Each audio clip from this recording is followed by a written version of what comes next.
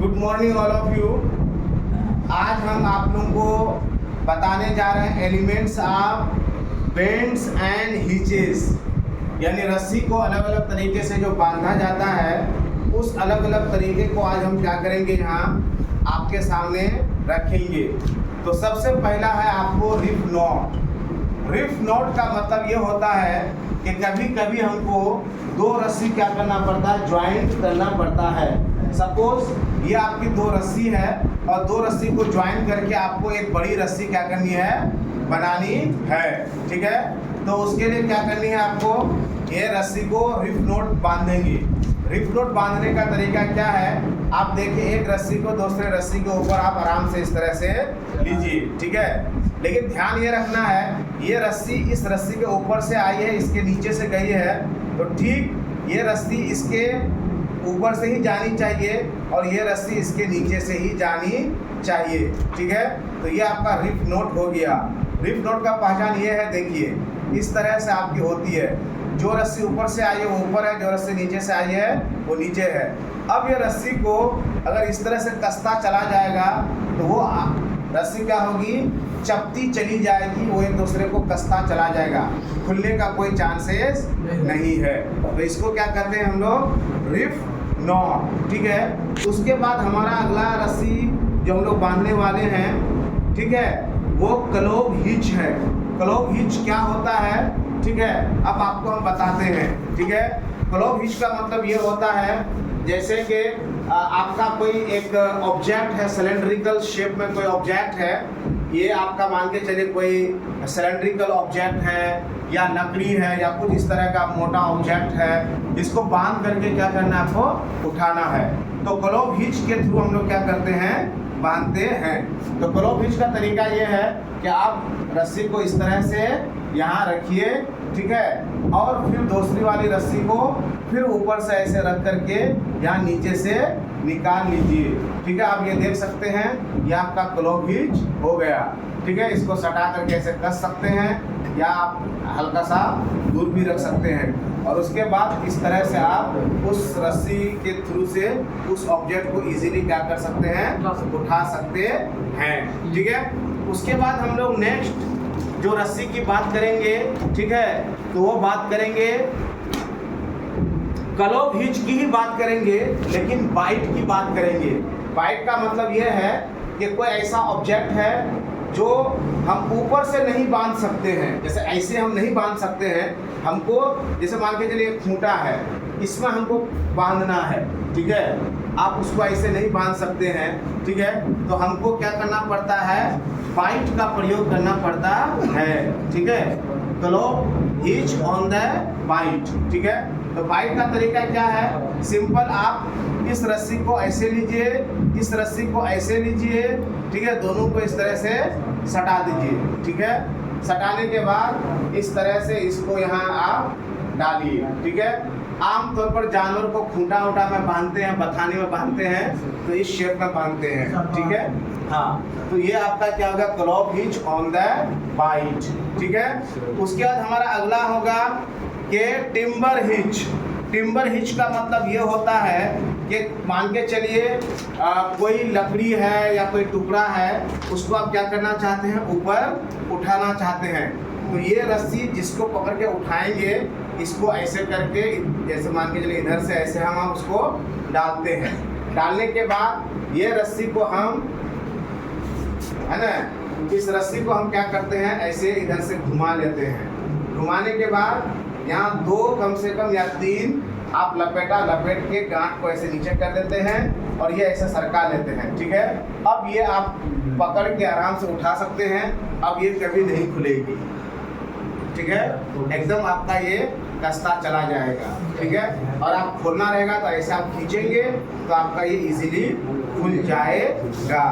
ठीक है, उसके बाद अगला है round turn and two half hitch. Round turn and two half hitch का मतलब ये होता है कि अगर हमको कोई सिलेंडर शेप में कोई सामान हमको उठाना है, ठीक है, सिलेंडर शेप में है, लंबा है और पूरे को हमको बांध के उठाना है, तो पहले हम क्या करते हैं, उसमें टिम्बर हिच बांधते हैं। ठीक है, ये टिम्बर हिच, ठीक है, टिम्बर हिच बांध दिए।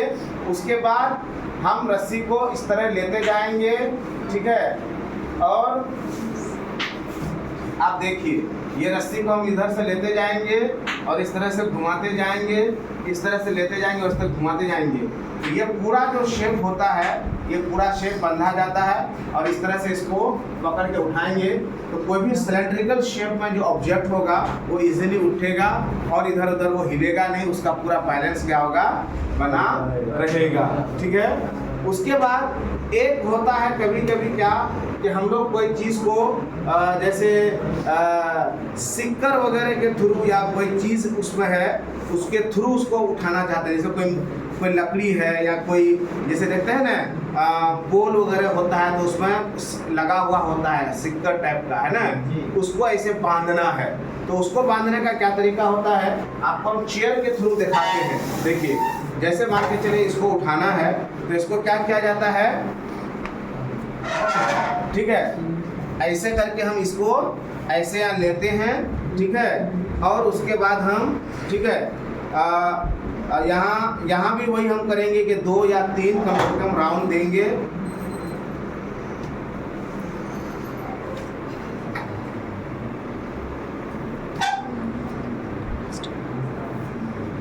ठीक है, जितना भी दे सकते हैं 2 कम से कम देना चाहिए। लेकिन आप देख सकते हैं कि आप देखिए ये इसका शेप देखिए इस तरह से हो गया, ये देख रहे हैं पूरा बन गया। अब इसको कितनों भी टाइट उठाया जाए, ठीक है, अब इसके कुछ होने वाला नहीं है।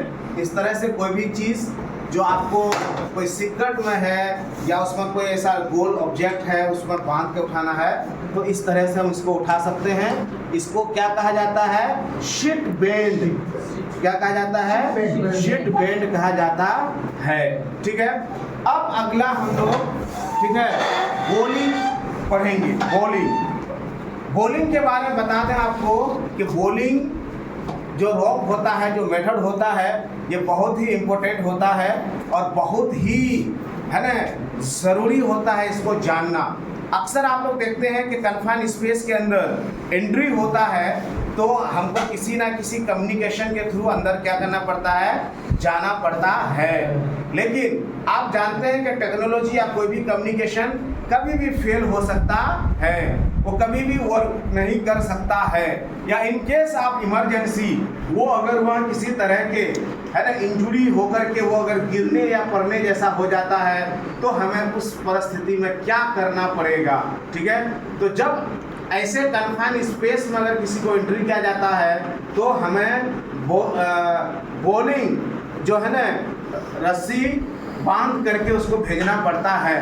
तो सबसे पहले हम आपको बॉलिंग सिखाते हैं कि बॉलिंग कैसे होता है। तो देखिए ये बड़ी वाली रस्सी जो होती, जो नीचे लटक रही है, उस रस्सी को यहाँ ऐसे करेंगे और ये छोटी वाली रस्सी को ऐसे करेंगे। यहाँ ध्यान से देखिए, बड़ी वाली रस्सी ऊपर से, छोटी वाली रस्सी नीचे से, ये गई, ठीक है।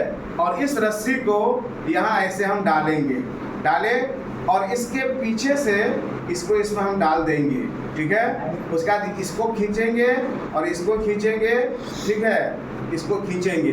अब ये रस्सी कहीं हिल नहीं सकती, टूट जाएगी लेकिन ये सड़क नहीं सकती है, ठीक है। इसको बॉलिंग कहते हैं, ठीक है।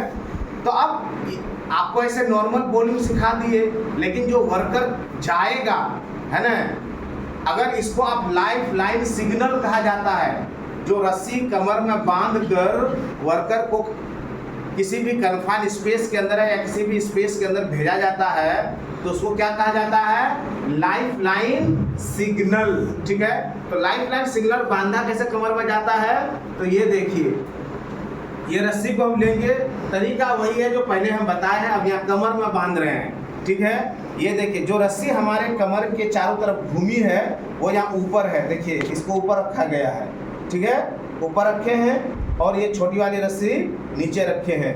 और ये जो कमर से घुमा करके जिस रस्सी को लाए हैं उसको क्या करना है, नीचे से इसमें डाल देना है, ठीक है। डाल दिए, उसके बाद अब देखिए ये जो छोटी वाली है इसके पीछे से ये रस्सी को ला करके अब इसमें क्या करना है, डाल देना है, ठीक है। अब आपको कमर को एडजस्ट कर लेना है, कमर को एडजस्ट जब कर लीजिए, ठीक है। अगर आपको मेरा ढीला हो रहा है, थोड़ा सा और टाइट कर लेते हैं, ठीक है।